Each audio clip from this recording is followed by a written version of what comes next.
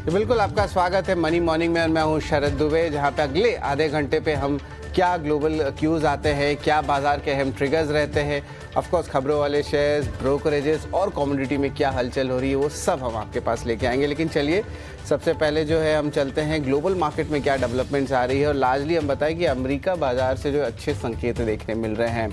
IT के आंकड़े की बात करें तो कॉग्निजेंट और आपका माइक्रोसॉफ्ट के नंबर्स जो है दोनों ही एनालिस्ट एस्टिमेट से बेटर आए हैं, तो एक slight positive read through Indian IT stocks के लिए भी रहेगा।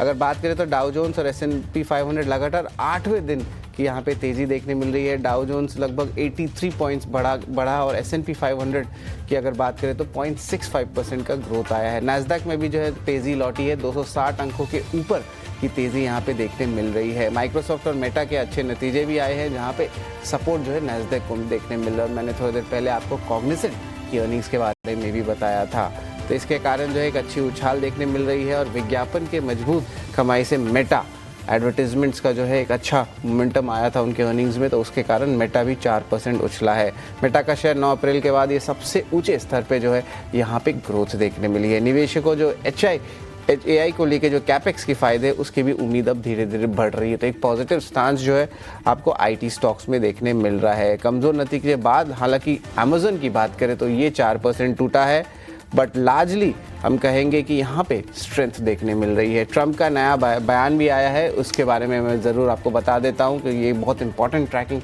सिस्टम होता है ग्लोबल मैक्रोस को लेके। सबसे पहले उन्होंने कहा कि ईरान के से तेल खरीदने वाले पर बैन की जो है चेतावनी देखने मिल सकती है। और वही बात करें देशों की, ईरान के साथ जो स्ट्रैटेजी चल रही है तेल खरीदने पे, वो पूरी तरह बंद होनी चाहिए। तो ऑफ कोर्स थोड़े मिक्स्ड रिव्यूज़ आ रहे हैं ईरान के सप्लाई को लेके, और कंपनियां जो है यूएस को लेके जो मैन्युफैक्चरिंग है उस पर भी कमेंट्री आ रही है, और यूएस जो है तेज़ी तरक्की कर सकता है। आप देखिए आपके स्क्रीन पे जो ओवरऑल ग्लोबल संकेत है यूएस से, वहाँ पे अच्छी स्ट्रेंथ देखने मिल रही है। चीन के सामान, लेकिन ट्रंप ने कहा कि कोई सामान नहीं चाहिए, जब तक वो फेयर ट्रेड नहीं करेंगे तब तक वो है टैरिफ इम्पोजिशन लगा रहेगा। और भारत और अमेरिका के साथ जो है जल्द ही डील करना चाहता है, तो ऑफकोर्स बहुत सारे बिजनेस ट्रांसफ़र एग्रीमेंट्स हो रहे हैं जिस पे हमारी नज़र रहेगी। लेकिन ऑफकोर्स कुछ इंपॉर्टेंट पॉइंट्स और भी बता दूं कि सोने में थोड़ी कमज़ोरी देखने मिल रही है। कॉमेक्स पर भाव $3,250 के नीचे आ गया है।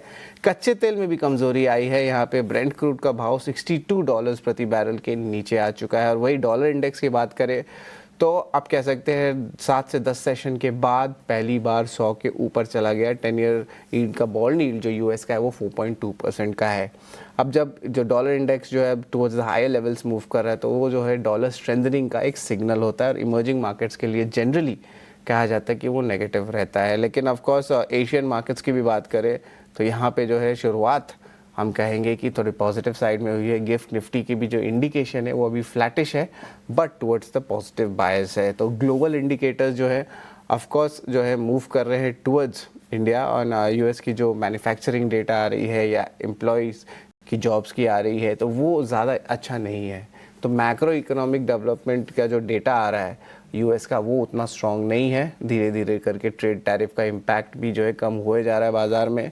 बट ओवरऑल टेक शेयर्स जो अर्निंग्स पे इस हफ्ते हमारी जो फोकस थी, वहाँ पे अमेजन को हटा दीजिए तो बाकी सारे टेक शेयर्स ने अच्छी परफॉर्मेंस की, और उसके कारण नैस्डैक में ऊपरी स्तर पे जो है बंद हुई है। तो ये अहम ग्लोबल क्यूज और संकेत हैं जिस पे हमारी नज़र होनी चाहिए। और एक बार डिम्पी से भी हम जुड़ लेते हैं। डिम्पी, अगर डिम्पी हमारे साथ जुड़े तो डिम्पी ज़रा बताएं कि किस तरह मार्केट्स प्लेस हैं अभी। Good morning. देखिए लास्ट ट्रेड के अंदर जब हमारी बात हुई थी आपसे, हमने कहा था पूरी तरह से एक रेंज के अंदर मार्केट रहेगा, और एग्जैक्टली रेंज के अंदर ही मार्केट रह गया और कुछ भी नहीं हुआ। अगर आप परसेंटेज में चेक करेंगे तो 0.01% का चेंज हुआ पॉइंट्स में, निफ्टी में सिर्फ 2 पॉइंट का। और लास्ट के 5 मिनट में एक्चुअली मार्केट ने थोड़ी हरकत की, उससे पहले तो मार्केट 50 पॉइंट भी नहीं हिल रहा था, इतनी टाइट रेंज के अंदर था। देखिए शरद, आज लास्ट डे है इस वीक का, मार्केट कोई बड़े डिसाइसिव मूव के साथ फिर नहीं जाना चाहेगा। मैं उसके पीछे की रीजनिंग बताता हूँ ऐसा क्यों होगा। पहला, मार्केट के पास एक अहम सपोर्ट है। दूसरा, इस सपोर्ट को इसने जल्दी जल्दी ब्रेक नहीं किया, और इसके पीछे एफआईज की होल्डिंग बड़ी है। अगर आप देखोगे तो आज का जो कल इनफैक्ट डाटा आया 30 अप्रैल का, उसके अंदर एक भी सेगमेंट ऐसा नहीं है, index option, stock futures, index futures, वरना कैश, डीआई जहां पर सेल हुआ हो। इसका मतलब जब आपका देश एक आतंकी घटना देख चुका है और उसके बावजूद भी अगर एफआई इंडिया के अंदर आ रहे हैं और उनकी होल्डिंग भले ही 2-2% से बढ़ते हुए 46% हो चुकी है, दैट मीन्स अगर आप देखेंगे तो रिटेल से ज्यादा अब मार्केट के अंदर लॉन्ग पोजीशन एफआई लेके बैठे हैं। रिटेल की लॉन्ग पोजीशन 44% हो गया और एफआई की 46 हो गई है। तो इसका मतलब बाजार तो बहुत स्ट्रॉन्ग हैंड्स में है, इसलिए तो डिप नहीं मिल रहा, इसलिए टूट भी नहीं रहा। ऐसा नहीं है कि पहलगाम वाली खबर का आपने कोई बदला ले लिया या ऐसा कुछ और हो गया, कुछ भी नहीं हुआ। फिर बाजार चल क्यों नहीं रहा? ये तो मैंने चलो टूटने के ना रीजंस बताया, फिर चल क्यों नहीं रहा? चल इसलिए नहीं रहा क्योंकि सीरीज को खत्म करके आया और नई सीरीज के अंदर एंटर हुआ है। जब कोई भी ट्रेड नई सीरीज के अंदर एंटर होता है तो उसके अंदर टिपिकली पोजीशंस लॉन्ग साइड की बननी चाहिए, वो एब्सेंट है, वॉल्यूम एब्सेंट है, वॉल्यूम आ नहीं रहा। दूसरा, विक्स स्लाइटली बढ़ा हुआ है। विक्स को देख के एक इन्वेस्टर डरता है कि मैं 18 के विक्स पे सौदा नहीं डालूंगा, तो 18 के विक्स पे जब सौदा नहीं डालेगा इन्वेस्टर आएगा नहीं, तो लॉन्ग पोजीशंस नहीं बनेंगे। तो रेंज का ब्रेकआउट, रेंज का रेजिस्टेंस क्या है 24,400 और 500, ये रेजिस्टेंस हम पहले भी प्रूव कर चुके हैं, तोड़ा नहीं हमने। तो कहने का मेरे मतलब है कि जितनी स्ट्रांग सपोर्ट है ना उतना ही स्ट्रांग रेजिस्टेंस है, इसलिए मार्केट को समय लग रहा है ब्रेक आउट और ब्रेक डाउन देने में। और आज का पूरा दिन भी शायद निकल जाएगा, ना तो मार्केट ब्रेक आउट करने के जल्दी मूड में दिख रहा है, ना ही ब्रेक डाउन में। मैं लेवल फिर से क्लियर कर देता हूँ। 24,200 पहला सपोर्ट एरिया है, 24,000 दूसरा सपोर्ट एरिया है, R1 यानी कि रेजिस्टेंस 1 24,400 है, R2 यानी कि रेजिस्टेंस 2 24,500 है। Same with the bank Nifty है, बैंक निफ्टी के अंदर भी एग्जैक्टली वही हो रहा है, 55,000 के आसपास क्लोज हुए हैं। स्लाइटली इसलिए ज्यादा टूटा था बैंक निफ्टी क्योंकि उसके पास रिलायंस नहीं था, तो रिलायंस की वेटेज की वजह से निफ्टी के अंदर थोड़ी कम फॉल आया और बैंक निफ्टी के अंदर ज्यादा फॉल आया। बस यही एक वजह थी और कोई डिफरेंशिएशन ऐसा नहीं है। तो बैंक निफ्टी भी अब 55,000 का पहला सपोर्ट, 54,800 का दूसरा सपोर्ट। 54,800 एक बार अगर चला जाता है ना तो कम से कम 400-500 पॉइंट बैंक निफ्टी और नीचे जाएगा और ये बाइंग अपॉर्चुनिटी के लिए नीचे जा रहा है, ये फेंकने के लिए या मार्केट को खराब करने के लिए नीचे नहीं जा रहा है, एक्चुअली ये बाइंग ऑर्डर्स के लिए नीचे जा रहा है और जाना भी चाहिए। ठीक, तो 24,800 ये टूटने पर 500 पॉइंट और टूटेगा। रेजिस्टेंस मैं बता देता हूँ, 55,500 का 55,800 का रेजिस्टेंस है, एज इट इज मार्केट के अंदर बना रहेगा। फिलहाल market still in the range है, आज भी रेंज में रहेगा। F&O बैन में एक ही शेयर है, RBL बैंक, और पुट कॉल रेशियो वगैरह सब कुछ ठीक है। निफ्टी की स्लाइटली बड़ी है तो इसलिए निफ्टी को थोड़ा हर्डल फेस करना पड़ेगा यहाँ पे, और अदरवाइज वैसे कोई दिक्कत नहीं है, बाजार स्टिल इन द रेंज है। जी बिल्कुल, धन्यवाद डिम्पी। आपने जो है वही जो हमारी कमेंट्री लास्ट टाइम बात हुई थी उस पे ही है कि बाज़ार अभी भी दायरे में रहेगी और ऑफकोर्स ट्रंकेटेड वीक भी था यहाँ पे ट्रेड करने के, लेकिन एफआई की इंटरेस्ट जो है स्ट्रॉन्ग है और लगातार जो आप कह सकते हैं ईयरली बेसिस पे से 2 या 3 साल के हाई पे एफआईज की जो है लगातार बाइंग स्ट्रीक देखने में मिल रही है। तो एफआईज का तो इंटरेस्ट भारत में बना हुआ है, लेकिन अब चलिए मार्केट की क्या इंपॉर्टेंट रणनीति है वो भी समझ लेते हैं। नीलेश जैन हमको ज्वाइन करे सेंट्रम ब्रोकिंग से। गुड मॉर्निंग नीलेश सर, आज बताएं आज निफ्टी बैंक के इंपॉर्टेंट लेवल्स क्या है रहेंगे, क्या करें आज? Hello, very good morning to you. देखिए, as far as levels are concerned, Nifty के अंदर अगर हम बात करें तो हम आज के दिन के लिए थोड़ा सा कंसोलिडेशन हम एक्सपेक्ट करके चल रहे हैं, जिस हिसाब से हमें पिछले ट्रेडिंग सेशन में थोड़ी बहुत प्रॉफिट टेकिंग उसी तरह से देखने को मिली थी। तो आज के लिए 24,200 से लेके 24,450 ये एक 250 पॉइंट की ट्रेडिंग रेंज होंगी निफ्टी के लिए। बैंक निफ्टी अभी भी स्ट्रक्चर थोड़ा सा वीक है, तो वहां पर अवॉइड करने की सलाह होगी कोई भी ट्रेड। हमें ऐसा लग रहा है कि 49,800 से 49,600 की जोन में बैंक निफ्टी जा सकता है, तो बेहतर होगा कि वेट एंड वॉच करें। बट यस, निफ्टी में अगर थोड़ी डीप नहीं चाहिए तो वहां पर लॉन्ग पोजीशन बना के चल सकते हैं। और नीलेश, स्टॉक स्पेसिफिक क्या इंपॉर्टेंट रहेगा जिसे हमें ट्रैक करना होगा, आपके कॉल्स क्या रहेंगे? बिल्कुल, देखिए खरीदारी की फोकस है स्टॉक लॉन्ग के। सबसे पहले आईजीएल इंद्रप्रस्थ गैस लिमिटेड, जिस आप में काफी अच्छा मोमेंटम पिछले मिला था, तो आईजीएल को कर सकते हैं। 180.50 रुपए का स्टॉप लॉस रखना होगा, 199 के टारगेट होंगे। वहीं दूसरा स्टॉक एक्सिस प्रूडेंशियल लाइफ, जिस हिसाब से इंश्योरेंस पे होल, वहां पर काफी अच्छा मूव हमने पिछले ट्रेडिंग सेशन में देखा था। पैसे से प्रूडेंशियल को लॉन्ग करके चल सकते हैं। 604 का स्टॉप लॉस होगा, 632 के टारगेट होंगे। जी बिल्कुल, धन्यवाद नीलेश जी, आपने इंपॉर्टेंट कॉल्स बोला। दो स्टॉक्स है नीलेश जी के, आईजीएल है बाई रेटिंग का, टारगेट प्राइस 199 रुपीज़ का है, और दूसरा स्टॉक है ICICI Pru Life, buy rating, target price 632 का, और इम्पॉर्टेंट स्टॉप लॉसेस भी है जो आपकी स्क्रीन पे आ रहा है। तो ऑफकोर्स इंपॉर्टेंट ट्रेडिंग कॉल्स हमने ले लिए, लेकिन आज के अहम ट्रिगर्स और खबरों वाले शेयर्स कौन से हैं वो हमें रविंदर बताएंगे। गुड मॉर्निंग रविंदर, सबसे पहले अर्निंग से शुरू करें। जी, तो सबसे पहले अर्निंग से ही शुरुआत करते हैं, जहाँ पे जो है निफ्टी के करीब 20 के आसपास की कंपनीज़ के अर्निंग आ चुके रहेंगे। तो पहले निफ्टी कंपनी से बात करते हैं। यहाँ पे अडानी पोर्ट ने अपने Q4 के रिजल्ट अनाउंस किए थे, और उसमें कंपनी का जो रेवेन्यू है उसमें 23% की जो है ग्रोथ देखने को मिली है ईयर ऑन ईयर बेसिस पर। वहीं अगर बात करें एबिटा की, तो एबिटा में भी अच्छा ग्रोथ देखने को मिला है 24% का। और अगर बात करें पैट की, तो पैट में भी जो है यहाँ पे Q4 में अच्छा खासा उछाल देखने को मिला है। तो ओवरऑल जो अडानी पोर्ट्स के Q4 के नंबर थे वो काफ़ी स्ट्रॉन्ग रहे हैं एज़ पर स्ट्रीट एस्टिमेट के। अगला जो निफ्टी कंपनी है जोमेटो, जहाँ पर जोमेटो का जो Q4 में जो रेवेन्यू है उसमें अप्रोक्स 8% की ग्रोथ देखने को मिली है ईयर ऑन ईयर बेसिस पर। वहीं अगर बात करें नेट प्रॉफिट की, तो नेट प्रॉफिट में यहाँ पे जो है 34% की गिरावट देखने को मिली है, जो 59 करोड़ से घटकर 39 करोड़ पर देखने को मिली है। वही मार्जिन में भी जो है गिरावट देखने को मिला है, जो 3% से घटकर 1.2% पर देखने को मिला। तो ओवरऑल जो जोमेटो के Q4 के नंबर थे वो वीक रहे हैं। अगला जो है फेडरल बैंक, जहाँ पर कंपनी ने बैंक का जो Q4 का जो नंबर है उसमें जो नेट प्रॉफिट है उसमें 14% की जो है ग्रोथ देखने को मिली ईयर ऑन ईयर बेसिस में। वही अगर बात करें एनआईए की, तो एनआईए में जो है 8.5% की ग्रोथ देखने को मिली है ईयर ऑन ईयर बेसिस पर 2377 करोड़ पर। अगला जो है बंधन बैंक, जहाँ पर बंधन बैंक का जो Q4 का जो नंबर है उसमें जो एनआईए है उसमें 3.5% की गिरावट देखने को मिली है ईयर ऑन ईयर बेसिस पर। वहीं अगर बात करें नेट प्रॉफिट की, तो नेट प्रॉफिट में जो है अच्छा खासा उछाल देखने को मिला है, जो 55 करोड़ से बढ़कर 318 करोड़ पर देखने को मिला है। तो ओवरऑल जो बंधन बैंक के जो Q4 के नंबर थे वो वीक रहे हैं एज पर एस्टिमेट। अगला जो है गोदरेज एग्रोवेट, जहाँ पर गोदरेज एग्रोवेट के जो Q4 के नंबर हैं वो मिक्स आए हैं, जहाँ पर कंपनी का जो रेवेन्यू है वो फ्लैट रहा है ईयर ऑन ईयर बेसिस पर। अगर बात करें एबिटा की, तो एबिटा में भी जो है ज़्यादा कुछ डिफरेंस देखने को नहीं मिला है, वो भी फ्लैट देखने को मिला है। अगला जो है मोइल, जहाँ पर मोइल का जो Q4 का जो रेवेन्यू है उसमें 4.5% के आसपास की ग्रोथ देखने को मिली है ईयर ऑन ईयर बेसिस पर। वहीं अगर बात करें नेट प्रॉफिट की, तो नेट प्रॉफिट में भी अच्छा खासा उछाल देखने को मिला है 27% का। अगर बात करें मार्जिन की, तो कंपनी का जो मार्जिन है वो 30.8% से बढ़कर 32.2% पर देखने को मिला है, जिसमें 135 बेसिस पॉइंट का ग्रोथ देखने को मिला है ईयर ऑन ईयर बेसिस पर। अगला जो है फिनिक्स मिल, जहाँ पर फिनिक्स मिल का जो Q4 का जो रेवेन्यू है उसमें 22% की जो है डिक्लाइन देखने को मिली है ईयर ऑन ईयर बेसिस पर। वही अगर बात करें नेट प्रॉफिट की, तो नेट प्रॉफिट में भी जो है गिरावट देखने को मिली है। और बात करें मार्जिन्स की, हालांकि जो कंपनी का मार्जिन्स है वो उसमें जो है 700 बेसिस पॉइंट की जो है अपटिक देखने को मिली है, जो 48% से बढ़कर 55.1% पर देखने को मिला है। तो अगर बात करें ओवरऑल फिनिक्स मिल के Q4 के नंबर की, वो वीक रहे हैं एज पर एस्टिमेट। अगला जो है अडानी एंटरप्राइज, जहाँ पर अडानी एंटरप्राइज का जो Q4 में जो रेवेन्यू है उसमें 7% की डिक्लाइन देखने को मिली है ईयर ऑन ईयर बेसिस पर। अगर बात करें एबिटा की, तो एबिटा में जो है 19% की ग्रोथ देखने को मिली है 4,346 करोड़ पर। वहीं अगर बात करें मार्जिन्स की, तो मार्जिन्स जो है इसमें गिरावट देखने को मिली है, जो 12% से माफ़ कीजिएगा बढ़ोतरी देखने को मिली है, जो 12% से बढ़कर 16% पर देखने को मिली है।